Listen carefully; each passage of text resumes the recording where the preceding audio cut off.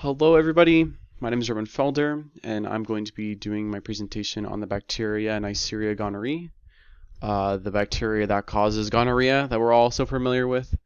So we're going to be moving into the characteristics, the key characteristics. It is a gram-negative diplococci, as I have that nice little picture for you guys. It will grow in warm and wet conditions, i.e. people's reproductive tracts. Most common, it can grow in people's mouth, nose, and eyes, but most commonly it's going to be the reproductive tract, starting in the urethra, moving down the vas deferens, and, spreading its way, and for women, starting in the vagina, through the cervix, and then through the rest of the sexual organ. It is a true pathogen, so usually once you get this in your system, you're going to get an infection. That's why it's so contagious. So symptoms. The incubation period is 2 to 5 days. However, the infection is often asymptomatic for both males and females. Often, most of the time when they have gonorrhea, people are asymptomatic. They don't even know they have it.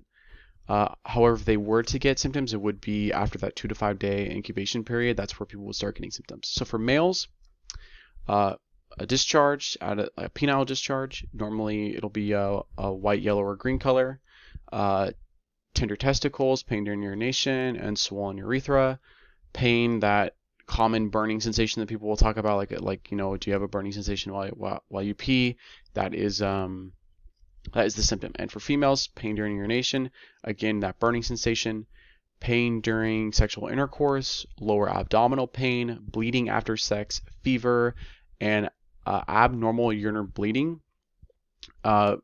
Most common for females is pain during sexual intercourse, and a lack of treatment can lead to pelvic inflammatory disease and infertility. This is normally what happens. People will have no symptoms for months, and then they'll start having pelvic inflammatory disease. They'll just be in pain, and then that's usually when they find out that, I have gonorrhea. They go to their doctor, they get treated, which we will talk about in a second. And then, they don't have to worry about it anymore. But if they don't experience this and it goes for a really long time, then it can lead to infertility, which is really scary. You might not want to have a kid like right now when you're like 18, 19, 20. But, when you're 30, you're going to want to, you're going to want to start making babies. You're going to want to start having kids. And not being able to do so anymore and lose the ability to have kids can be devastating. Oh, flash warning, sorry. Lovely pictures right here of a female discharge and a male discharge. I'm going to get out of that screen. So, transmission, prevention, and treatment.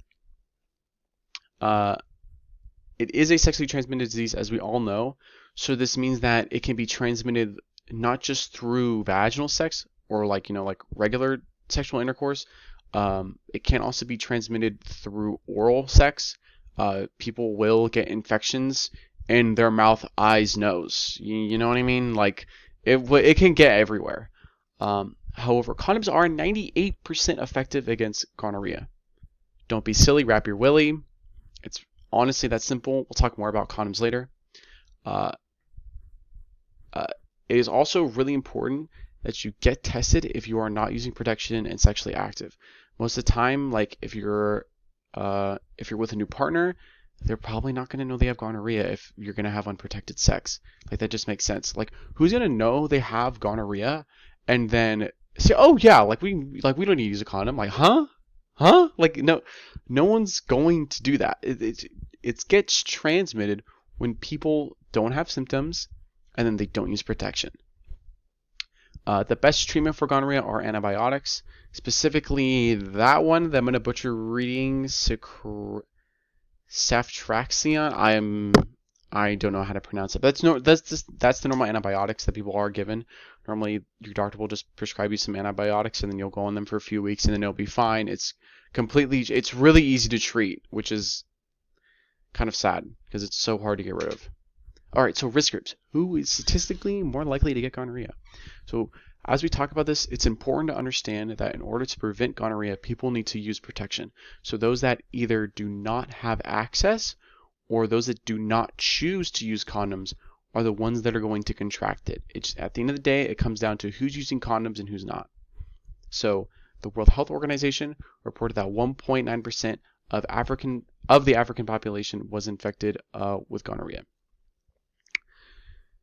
So the reason why it's so high in Africa is because it's a lot harder for them to get access to contraceptives. The most common contraceptive that people are going to be handing out are condoms, which are going to, help fight against STDs. So if you are in a developing country where it's hard to get access to those condoms, it's going to be really hard to fight against gonorrhea. Even then, if you do get infected, it's going to be hard for them to get access to antibiotics to treat it. It's just one of those things where those countries that are still developing are just going to have a hard time treating people.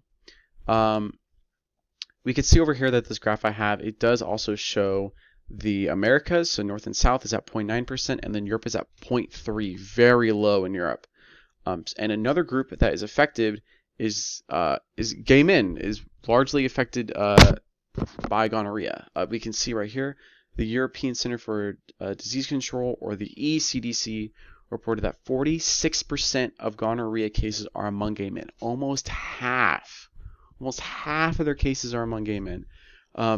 The reason why it's so high is kind of the combo of people not knowing they have gonorrhea and the fact that gay men don't have to use contraceptives because they're not worried that someone's gonna get pregnant. Like, no one's gonna get pregnant, so they don't they don't need to use protection. And if somebody, most of the time, somebody that has gonorrhea is going to be asymptomatic. So you have this combo of them not needing contraceptives, the person not knowing that they even have gonorrhea, so they don't think they need to use a contraceptive, and if they are going to be using condoms, now they're having less enjoyable sex. And who doesn't want to have more enjoyable sex?